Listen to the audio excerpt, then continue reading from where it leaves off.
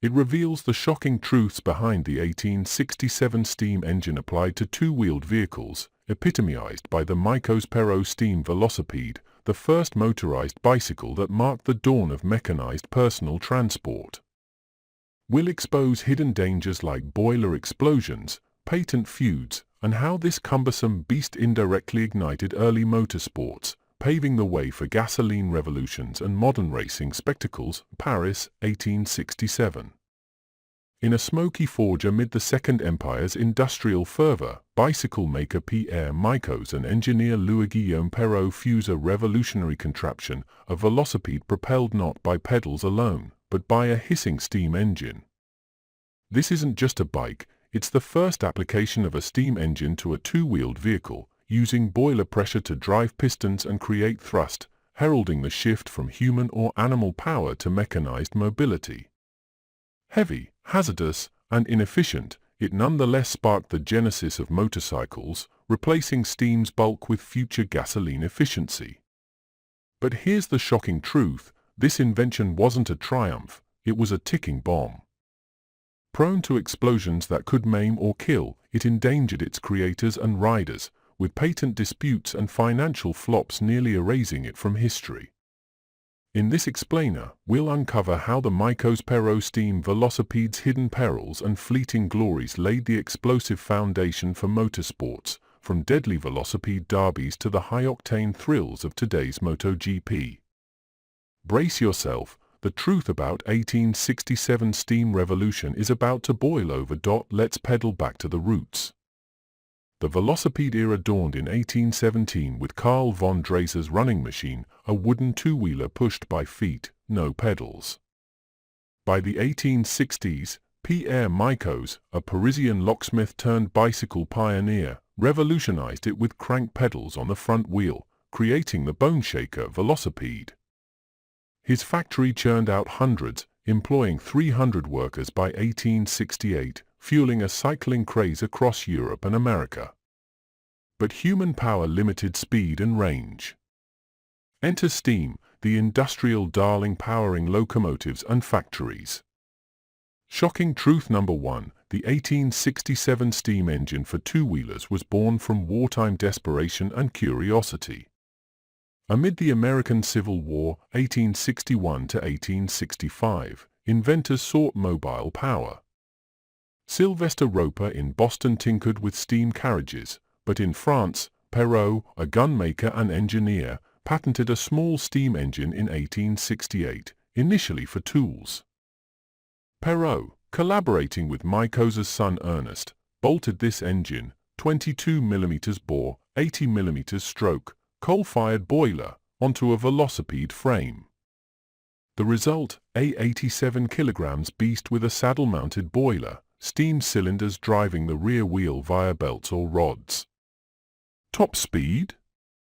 A modest 15 to 20 km per hour, but it ran without pedaling, marking mechanization's dawn.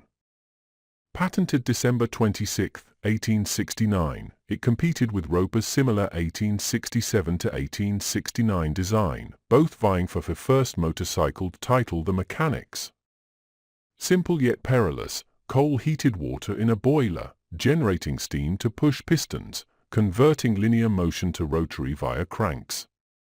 No gears, rudimentary brakes, just a hand lever. Fuel? Coal or alcohol, with a 30 to 60 minute runtime before refueling. Shocking efficiency? Abysmal, 90% energy loss to heat, plus constant water top-ups. Justacarguy.blogspot.com. Just a Car Guy, the first motorcycle in the world, the steam, but glory was fleeting. Shocking truth number 2, the steam velocipede was a death trap. Boilers overheated, exploding with shrapnel force, common in era locomotives, but deadly on a lightweight frame. Riders sat atop the boiler, risking scalds from leaks or bursts. Perrot's prototype reportedly caused injuries in tests, with vibrations shaking frames apart.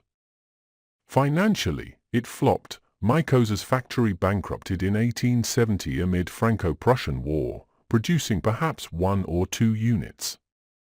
Perrault exhibited at 1,869 fairs, but no mass sales, too heavy for roads, too scary for buyers. Roper's fate. Tragic. In 1896, demonstrating his velocipede at a Boston track, he suffered a heart attack mid-ride, possibly from steam stress, crashing fatally. Neither design commercialized widely, but they ignited imagination. Shocking truth number 3, patent wars and erasures. Perrault claimed primacy with his 1869 patent, but Roper's predated informally. Historians debate. Micos Perrault survives in Paris museums, Roper's in Smithsonian. French pride touts it as the first motorcycle, but critics argue Steam's inefficiency doomed it, paving for Daimler's 1885 gasoline Reitwagen as true progenitor. Now, motorsports link. Shocking truth number 4, steam velocipedes indirectly birthed racing. Pre-1867, velocipede races were pedal derbies, 1868's first organized in France, drawing crowds. Steam added thrill, exhibitions showcase speed, like Roper's track demos. By 1870s, steam trials influenced gasoline pioneers, leading to 1894 Paris-Rouen race with motorized vehicles. 1900s hill climbs, board tracks evolved from this, steam's power quest driving innovation. World War I militarized cycles, post-war, gasoline dominance fueled TT, MotoGP. Today, steam echoes in vintage rallies, replicas racing at Goodwood, environmental irony, steam's cleaner water vapor hid coal soot pollution. Legacy? Shift to efficient internals, EVs today nodding to compactness. The shocking truth. 1867 steam engine was hazardous, inefficient, but it steamed motorsports into motion. From explosions to checkered flags, its innovation's volatile start. Ride wisely.